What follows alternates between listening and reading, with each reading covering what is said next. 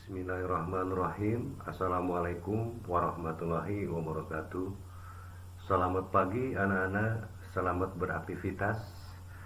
Semoga kalian di sana, di rumah masing-masing, hari ini, pada pagi hari ini sehat walafiat dan bisa menonton video pembelajaran ini. Hari ini kita akan membahas mengenai kerajinan. Kerajinan di sini ada contoh-contoh bahan dari berbagai macam bahan.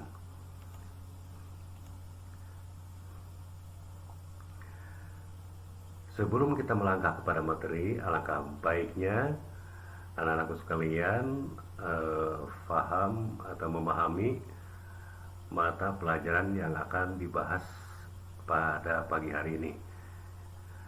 Pada kerajinan serat, kita akan mempelajari mengenai pengertian serat, jenis dan karakteristik serat, pengolahan bahan serat, teknik dasar kerajinan bahan serat, dan proses produksi.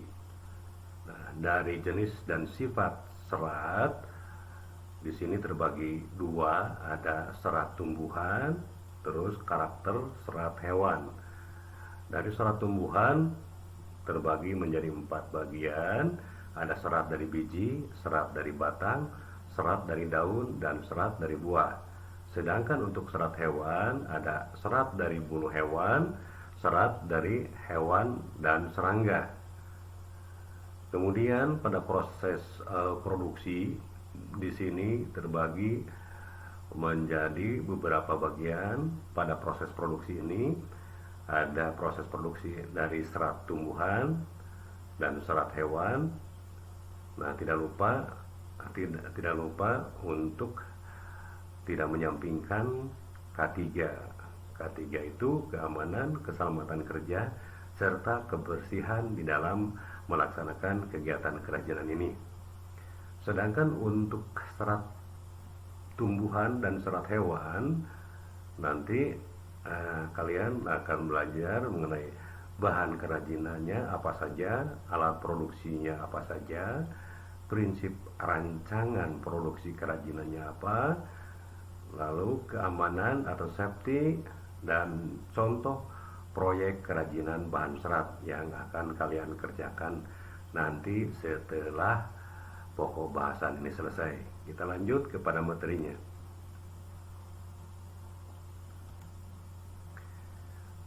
Pengertian serat. Jika ada yang bertanya, apakah itu serat? Serat itu adalah suatu jenis bahan berupa potongan-potongan komponen yang membentuk jaringan memanjang yang utuh.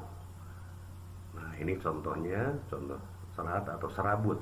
Serat atau serabut, ini contohnya. Kemudian jenis serat. Jenis serat terbagi menjadi dua macam, yaitu serat alam dan serat buatan. Nah, apakah serat alam itu? Serat alam yaitu serat yang langsung diperoleh atau disediakan dari alam. Serat ini digolongkan menjadi 3, yaitu serat tumbuhan, hewan, dan mineral. Sedangkan serat buatan adalah serat yang bahan dasarnya disusun secara sengaja oleh manusia, dan ini adalah contoh bahan serat alam. Nah, dan ini adalah contoh serat buatan manusia atau serat buatan. Kita lanjut.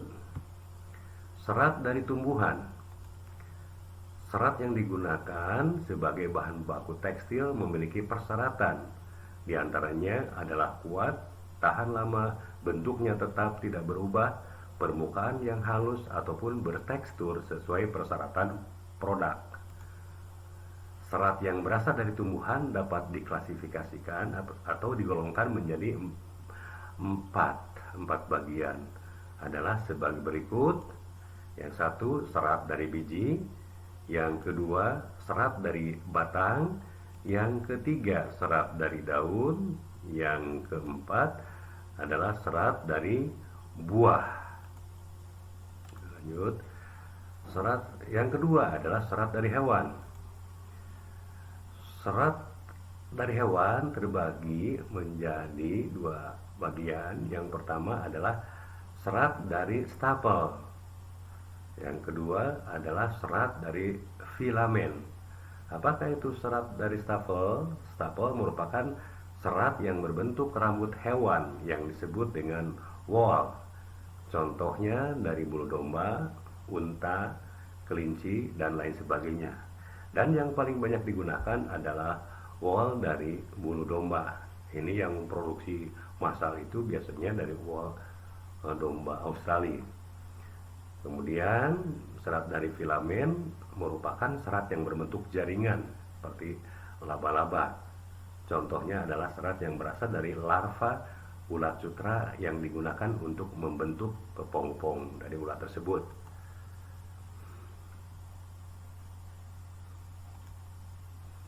Contoh-contoh serat tumbuhan dan hewan. Nah, ini adalah contoh serat dari biji. Ini ada dari buah kelapa, contoh dari daun, dan ini contoh dari batang. Ini berikutnya adalah contoh serat dari binatang atau hewan. Dan ini juga serat dari binatang, larva yang Bapak tadi katakan itu. Lanjut pada karakteristik serat atau sifat-sifat serat. Serat kapas memiliki beberapa sifat, seperti bahan terasa dingin atau sedikit kaku, mudah kusut, mudah menyerap keringat. Nah, kekurangannya banyak, yaitu tidak tahan terhadap jamur dan mudah terbakar. Nah, serat sutra memiliki ciri-ciri berkilau, sangat bagus dan lembut, tidak mudah kusut, sangat halus, kekuatannya tinggi, tahan terhadap sinar matahari, daya serap cukup tinggi, tidak mudah berjamur, tidak mudah terbakar, dan lain sebagainya. Nah, sedangkan serat wool mempunyai ciri-ciri agak kuat, tidak berkilau. Ini kebalikan dari serat sutra. Serat sutra berkilau, kalau ini tidak berkilau. Keriting seperti domba. Kekenyalannya tinggi, elastis tinggi, dan merupakan penahan panas yang baik. Juga tahan terhadap jamur dan bakteri.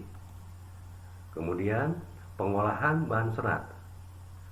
Pengolahan bahan serat dimulai dari proses pemintalan benang atau spinning. Proses di mana kapas dipintal menjadi benang. Kemudian ada penggulungan benang, pencelupan warna, dan proses terakhir penenunan benang menjadi kain. Lanjut kepada D, proses produksi kerajinan bahan serat. Teknik dasar kerajinan tekstil adalah segala cara yang digunakan untuk membentuk atau mengolah bahan tekstil. Adapun tekstil yang digunakan sangat beragam, yaitu tekstil dengan cara menenun, dengan cara menjahit, dan mengikat. Kemudian produk dan proses kerajinan bahan serat.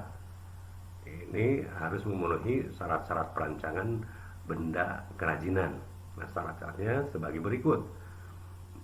Harus berguna atau utility.